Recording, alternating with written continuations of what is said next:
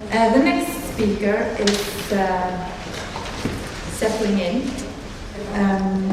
Is Geir Haraldseth, and he's a curator and art critic and a writer, and he has created exhibitions both internationally and in Oslo and Norway, and has written for several different publications. But currently he is the managing director of Rogaland Art Center. So please welcome Geir Haraldseth.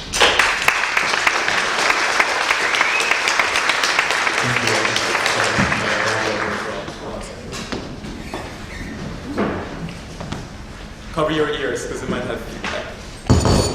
Okay.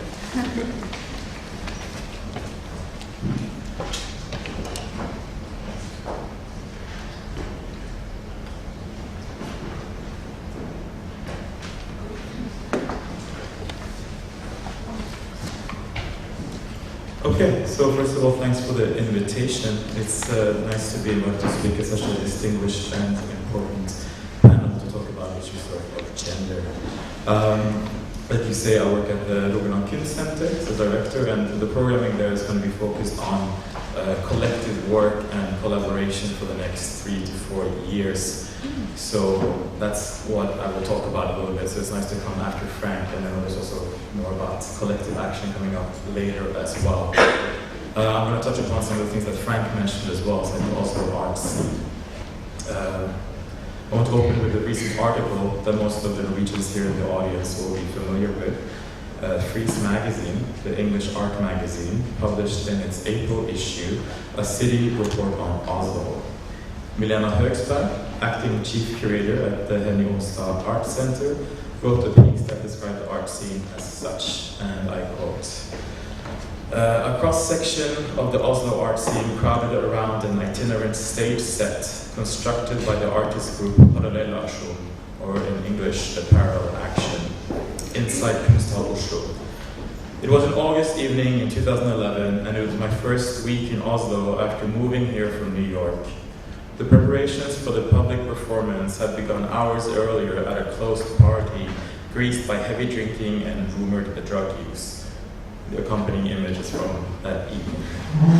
The culmination of a summer school of talks and performances in Kunstkritikk, Oslo, the baptism ceremony consisted of members of the collective dressed in costumes and covered in honey and glitter, reading a statement, now long forgotten, before crawling through a tubular, symbolic umbilical cord. Emerging on the other side with a new name, the main participants, all men, were cheered on by young women, mostly fellow artists, also dressed in costumes, reduced to cheerleaders on the side. The hedonistic ritual emanated an air of insider fun, legitimized by the discourse-laden language with which Parallel Action's 4 male founders, Janne, Anders Smedby, Snorre Vammen, and Anders Dalmonsen, framed the collaboration on their website. But as an experience of art, the performance fell short, not quite convincing in the subversive strategies to which it made claims. Although not as sophomoric as that particular event, there is an unmistakable underlying macho vibe in Oslo's art scene. Queer and feminist perspectives are not often visible or deemed relevant. So Frank, as you heard, are dealing with that in their own manner. But thinking about Milena Högsberg, a young curator with her education and professional experience mostly from an American context, did find there to be an underlying macho vibe to the art scene in Oslo. And how is that possible? Isn't the Norwegian art world a progressive place where educated people come together as peers, regardless of gender, race, and class? No, not really. The minute you start mentioning gender, race, or class in issues in Norway, you're met with irritation. Irritation because we covered that in the 70s. There was no need for such a discussion today. The sentiment echoes through most of the Western world, not just Norway. And as one of the articles that the First Supper Symposium linked to on their website, or the Facebook page, it's called Women in Art, Why Are All the Great Artists Men by Jane Martinson, where Jane Martinson quotes independent curator Gemma Rose Bentley Rose Bentley says, I find I can't even have this conversation about equality in the art world because so many people think it's already been achieved. Because figures like Tracy Emin have defied the statistics, their rare success misleads people into thinking women get an equal shot. And it's a sentiment shared on many levels, not just in the museum, auction, or gallery system that Martinson was looking at, but also in education. A professor of theory at an academy here in Norway said that gay studies were redundant, a thing of the past. Well, if you refer to queer studies as gay studies, something is very rotten in the state of Norway. Parallel action, the collective Høgsberg referred to introduction to the Norwegian art world is but one example of this sort of macho vibe. But it's also their collective status that might also be the key to enable a critique of the system from within, accessing the polyphony of voices that is actually inherent in this sort of project. The collective is, as Høgsberg described, funded by 4 men. Their website reads, and I quote from their website, the parallel action reflects upon the production of knowledge as a means to subjugate life, the individual desire for personal freedom, autonomy, and justice, discussing possibilities of emancipation from inherent cultural and political dogmas. Great, so that doesn't sound too bad. Emancipation from inherent cultural and political dogmas. But it is easy to say one thing and do another. So this is where things get a little bit tricky. The group has been criticized for being too male, too macho before, but they also deny this at every turn and questioning why this type of question is even asked of them in the first place. But it's interesting because this question was actually the focal point of a presentation at the Lofoten International Art Festival in 2011. The group had sent 2 representatives, Siri Borge and Øyvind Hansen Lind. At the time they were students at Prosjektskolen, and now they're both students at the academies in Oslo and Bergen. The 2 of them had an email conversation with Relasjon about this question about gender, and they read out the results aloud to the audience, and that was quite an interesting exchange as well, sort of putting things on the spot. So that was great. I don't have the responses here, but it was quite an interesting experiment from these 2 young artists using their sort of collective voice to speak up against inherent issues within the collective itself. So that at least has some sort of potential. The reason why I want to talk about the collective is I would like to suggest that the collective as a form where gender, race, and sexuality actually can be discussed in Norway, like Frank has also been pointing to as well. This is not a novel idea, of course, it's not something new, because the collective has been utilized as a political body for quite some time and has become part and parcel of art history to some extent, at least recent art history as well. I will go through some historical examples quite quickly from recent history and suggest a little trajectory with the help of Lucy Lippard.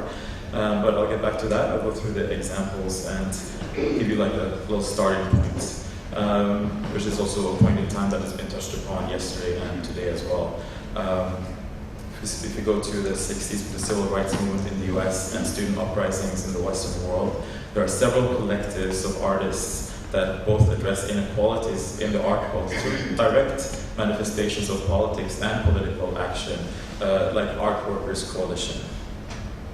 The Art Workers Coalition was formed in 1967 by a group of artists, and their first action was to remove a work by artist Vasilis Takis from an exhibition at the Museum of Modern Art in New York. The exhibition, called The Machine at the End of the Mechanical Age, was created by Pontus Hultén, who we know from Moderator, and featured work by Takis, but it was featured without asking for Takis' permission. The group held meetings and they decided to remove the work as well. They tackled also artists' rights to the sort of intellectual property of their work, but also fair pay. This is one of their demonstrations outside MoMA. You can see the signs there, racist MoMA, so addressing race and gender issues as well. It's hard to read this, but all of these documents that were made by the Art Workers Coalition from 1969 to 1971 are also available online on primaryinformation.com. So very interesting material, so you should go and check that out as well. You can also see the sort of plethora of members as well represented on that web page. The group also protested and reminded the art world about the real world, such as the Vietnam War. This is one of their famous works. It's actually acquired by MoMA now, but it's in the design collection as opposed to so separating a little bit from the arts acquisitions. It's from the Vietnam War. The group formally disbanded in 1971, but several other splinter groups were formed and carried on working on these issues in different ways.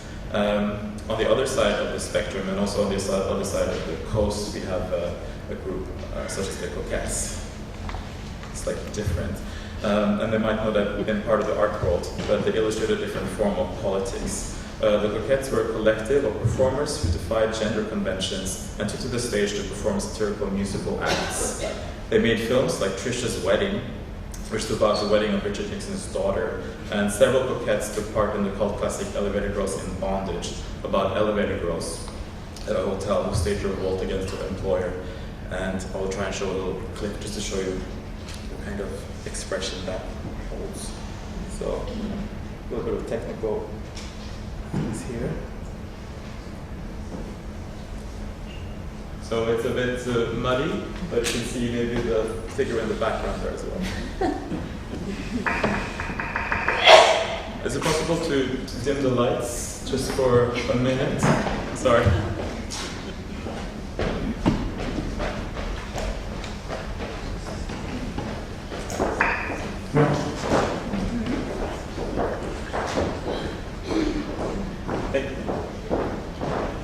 So this is towards the end of the movie where the Elevator Girls have actually unionized and came together as a political collective. So just to give a bit of background. Down, the boss is off your back. Down, the boss is off your back.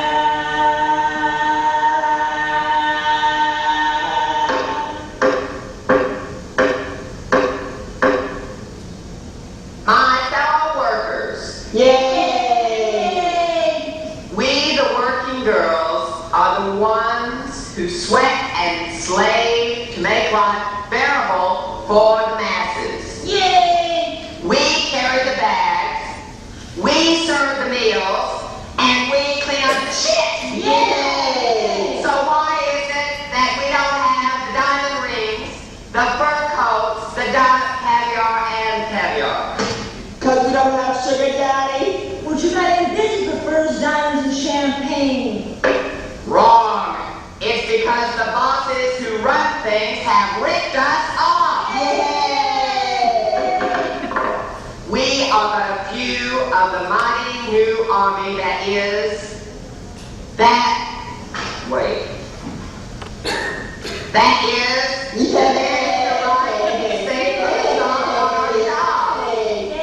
The right to a decent salary.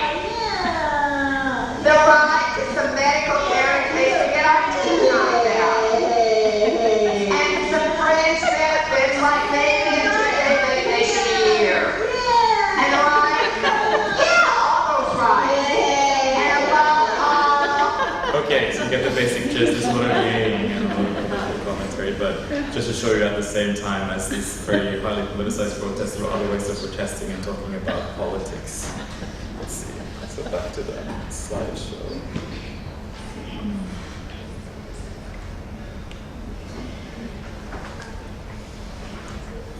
So there are also several other collectives, and can't mention them all, but I'll mention some that have been important to me and my thinking about the collective. Of course, you have the Guerrilla Girls, which have also been in the country recently. General Idea as well, the AIDS wallpaper and paintings. Act Up as well. They also have a really good website with the oral history archive. And Grand Fury, for example. So again, highly politicized work charged with sort of political propaganda. Current examples that echo these groups could be My Barbarian. They pick up on the performance of the Coquettes, but also the politics of the Art Workers Coalition. Here they are in their Obama pants for the second election for Obama. They also talk about workers rights, artist rights, and also, yeah, do it in a fun way. So there's a bit of humor here as well. The other group could be wage, working artists, and the greater economy, and they sort of pick up where the Art Workers Coalition left off in some ways, demanding regular pay and sustainable models for cultural producers. And they also certify exhibitions that are actually following the guidelines that they set up as well. And Norway's had a similar history with slightly different results. The Artists Union in Norway organized and protested in the 60s and 70s as well, resulting in stipend and grant systems that we have to this day, which are also changing. So things are changing, so that's also important to keep in mind that this is in flux a little bit. This system has also ensured that our art system is not dominated by the commercial market. So when Elizabeth Zapper's speech of hedge funds, and you don't know what it is, it's because we live in our little bubble here in Norway. But this sort of economic system set up for the artists by the government is also maybe an explanation for why we have a different history of art as well, and why there's such a disconnect, perhaps with the American tradition as well, such as Milena Högsberg described, and also the people involved, Frank as well. Lucy Lippard wrote on the trajectory of these radical collectives and the relationship to the art world and the art market in the 80s. And I quote, "If the 60s proved that commitment didn't work, the 70s proved that lack of commitment didn't work either. The 80s decade is coming into a legacy of anxiety, of barely articulated challenges to restore the collective responsibility of the artist and create a new kind of community within, not apart from, the rest of the world." Now, if you can only find a good way of doing that, that would be great. Another collective that I would like to focus a little bit on is Group Material, and they sort of defined a new community functioning in the artist group. The collective was founded in 1979 by 15 individuals, and to quote founding member Julie Alt about how they got together, and I quote, "A lot of us had just come from art school, where we were trained to develop a unique artist voice. We were also trained to believe that after school, you then exercise this voice in the so-called real world. This seems pretty much of a false promise, considering the limitations and biases which accompanied market principles and the commercial art system, and many of us were not interested in making objects, but in collaborative processes." The group started out renting a storefront in the Bronx, far from the East Village art scene in Manhattan, and the gallery opened in 1980. And the group put on shows such as the Salon of Election of 1980, about the presidential elections of that year. Another show was the Gender Show. You can try to figure out what that was about. And Aros con Mango, the People's Choice, which invited the neighborhood to the gallery and to exhibit objects of their own choosing that mattered to them, together with stories as well. The storefront closed a year later in 1981, and the group shrank down to 3 members, Tim Rollins, Mundy McLaughlin, and Julie Alt. And I think the way a collective works as well, like you heard about the Art Workers Coalition as well, it disbanded after 3 years. These collectives don't always go on forever. I mean, then they get established and institutionalized as well and lose some of their energy. But Mundy McLaughlin described it as, and I quote, "There were always several groups, subgroups, threatening to split the whole thing up. The activists would have ideas that sounded all right, but then the way we would work with them would be totally different from the way that we artists would. This became a problem. Another problem was the other faction that developed. These guys were artists, but they were more career-oriented. They were more interested in using the group as a stepping stone to something better. That really wasn't our idea. If we want to have individual careers, we want to be separate from group material." So the group left the space and embarked on exhibition making and dealing with different contexts, such as projects in public spaces. This one is Dasi Baus in Union Square in 1982, and Subculture in 1983 on the subway trains in New York. Group Material also created inserts for the New York Times. You can see the cover of the insert, and they also bought advertising with money. It wasn't sort of a cultural favor from the New York Times, it was actually purchased with funds. And the funding also came from somewhere, but that's not another issue, but another lecture. They also produced plastic shopping bags for an exhibition at the Hamburger Kunstverein with names of the shopping capitals of the world on one side and capitals for arms production on the other. And these shopping bags were used in the local shopping mall like Talstad or something. So it was also distributed and sort of infiltrated into regular life. The group also took part in the Whitney Biennial in 1985 and worked on a large project for the Foundation in New York entitled Democracy. The project consisted of 4 parts: education, cultural participation, roundtable discussions, and open town hall meetings. And they invited just anyone, artists and non-artists, that didn't matter. The point is that this collective had several different options when it came to participating in the art world. They had an acute awareness of the system they were in and simultaneously critiquing. Other spaces that might have been labeled alternative either disappeared or became institutions of their own. The critic Richard Goldstein wrote that, and I quote, "Group material concludes that only analysis can save artists from becoming victims of their own enthusiasm," end quote. And this is something that has to be constantly questioned by artists and artist collectors as well. The system of art there is to exhibit and to propagate privilege and also tied into money, as Lisbeth Sacker also talked about, even though it might feel distant from us in Norway, then it still is so. So where does that leave us? The collective is a tried and tested vehicle for talking about issues that might be larger than the sum of one artist's production, unless we're talking about Judy Chicago, of course. Group material came together to defy conventions of what an artist is, how an artist can work, and what one can do with art. The collective might destabilize the art system and art history, but maybe it's time to take things one step further and create collectives that go beyond the old-fashioned ideas of the artist.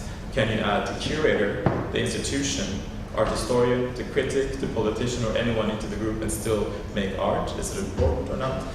Is it possible to write a different history as well with these types of collective actions? Such as Frank is alluding to as well, it's not an alternative, it's a continuation of sorts as well, but it also tries to deal with these topics that they deem problematic in Norway. The Norwegian society has also set up this system to support artists, which provides us with a certain freedom not to surrender to market standards and to think outside of the very tiny box which is the art world. But it also, remember, not to become victims of our own enthusiasm. And that's also the danger here. Like with, I don't want to talk about Frank in that way, but I mean, they're getting opportunities and they become maybe the staple head for sort of gay or queer agenda. And that is also problematic. So it's also important to sort of keep on this analysis that I think group material manifested so well. Been running through my script and I'm done.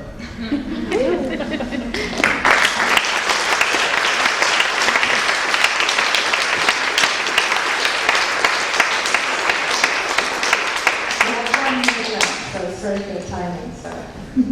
It's lunchtime, so. Oh, yes, it is. But we have actually time for one question or two. Anyone has one? Did somebody forget an iPhone? That's a question. Sorry. Free iPhone, anyone?